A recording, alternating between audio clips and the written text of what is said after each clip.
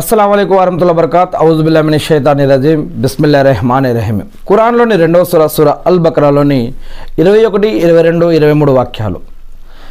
ప్రజలారా, మిమ్మల్ని మీకు పూర్వం వారిని పుట్టించిన మీ సృష్టికర్త అయినటువంటి మీ ప్రభువునే ఆరాధించండి, తద్వారానే మీరు పాపాల నుండి సురక్షితంగా ఉంటారు అని ఖురాన్లో రెండవ సూర 21 వాక్యంలో చెప్పడం జరిగింది.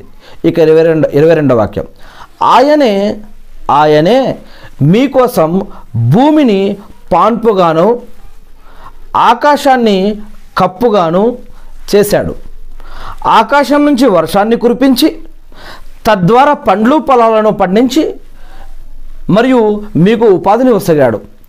ఇది తెలిసి కూడా మీరు ఇతరులను అల్లాహకు భాగస్వాములుగా నిలబెట్టకండి అని 22వ వాక్యంలో చెప్పడం జరుగుతుంది.